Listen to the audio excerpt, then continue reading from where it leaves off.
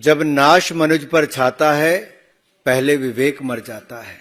मोदी जी के लिए एक के बाद दूसरी बड़ी गाली निकालने के लिए कोई संकोच नहीं करता है। घमंडियों का घमंड और अहंकार सिर चढ़ के बोल रहा है।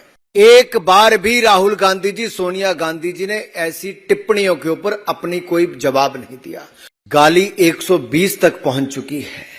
नफरत के बोल 120 तक पहुंच चुके हैं। ये कल तक जब शराब घोटाले के आरोप अरविंद केजरीवाल पर लगाते थे, वही कांग्रेसी आज उनकी जेब में जाकर बैठ गए हैं। जब नाश मनुज पर छाता है, पहले विवेक मर जाता है। मैं इसलिए कह रहा हूं क्योंकि इन इंडी गठबंधन वालों का विवेक मर गया है। अगर एक के बाद दूसरा इनका बयान सुनेंगे तो अब तो ये लगता है विवेक का मरना भी छोटी सी बात है। ये तो सनातन धर्म को मारना चाहते हैं, कुचलना चाहते हैं। कोई मोदी जी के टुकड़े टुकड़े करना चाहता है, कोई मोदी जी को एक से बाद दूसरी बड़ी गाली निकालना चाहता है। इनकी मोहब्बत की दुकान में इतना नफरत का सामान है कि नफरत की राजनीति आज सिर चढ़कर बोल रही है। सनातन को खत्म करने की होड़ लगी है। एक के बाद दूसरा बड़ा बयान उस तरफ आता है तो मोदी जी के लिए एक के बाद दूसरी बड़ी गाली निकालने के लिए कोई संकोच नहीं करता है। कल इनके एक ऐसे मंत्री ने अपनी पार्टी की महिला सांसद के सामने इतनी गंदी गाली निकालते हुए आपत्तिजनक भाषा में देश के प्रधानमंत्री और दुनिया के सर्वाधिक लोकप्रिय नेता के बारे में जो टिप्पणी की, जो शब्दों का प्रयोग किया, उसकी जितनी निंदा की जाए उतनी कम है। लोकतंत्र में ऐसी भाषा के लिए कोई स्थान नहीं है। और दुनिया के सर्वाधिक लोकप्रिय नेता के लिए, देश के माननीय प्रधानमंत्री के लिए, 140 करोड़ की जनता के द्वारा चुने गए प्रधानमंत्री पर इस तरह की टिप्पणी करना,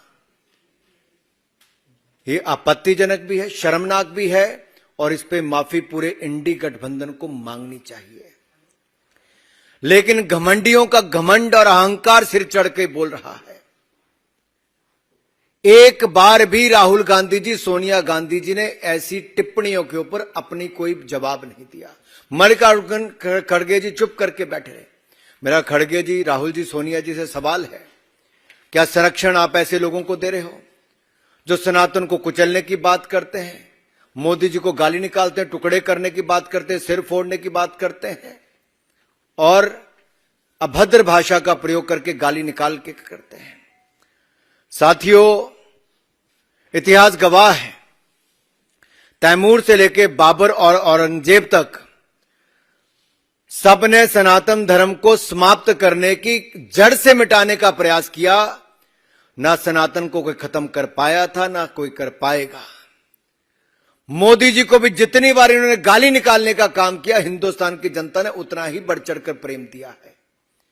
गुजरात से लेकर देश के चुनाव तक जब जब इन्होंने मोदी जी को गाली निकाली है, जनता ने उतना ही प्रेम और प्यार बरसाया है। गाली 120 तक पहुंच चुकी है। नफरत के बोल 120 तक पहुंच चुके हैं। आप कल्पना कीजिए, 120 बार एक के बाद दूसरे ये गोरख धंधे वाले, गंदे काम करने वाले लोग जो भ्रष्टाचार के चलते एक के बाद दूसरे छिपे हैं। आप जब देखिए, भ्रष्ट यूपीए का चेहरा हटाकर ये आए थे तो उन्होंने जनता को भ्रमित करने का प्रयास किया। इनका कहना क्या था? ये कहने आए थे हम डेमोक्रेसी को बचाएंगे, लोकतंत्र खतरे में है। अरे मैं कहूंगा, डेमोक्रेसी नहीं, करप्शन खतरे में है। डेमोक्रेसी नहीं, अपीसमेंट खतरे में है। डेमोक्रेसी नहीं, एंटी सनातनी खतरे में है। डेमोक्रेसी नहीं, कमीशन खोरी खतरे में है। डेमोक्रेसी नहीं, कट मनी वाले खतरे में है। इनके लिए डेमोक्रेसी में सी करप्शन है, इंडी गठबंधन वालों के लिए, बट हमारे लिए सी कमिटमेंट है, सी कॉम्पिटेंस है, सी कैपेबिलिटी है और सी क्लैरिटी फॉर विकसित भारत है। यही अंतर है इनमें और हम में। ये भ्रष्टाचारी को बचाने को कहते, लोकतंत्र को बचाना है। ये कल तक जब शराब घोटाले के आरोप अरविंद केजरीवाल पर लगाते थे, वही कांग्रेसी आज उनकी जेब में जाकर बैठ गए हैं।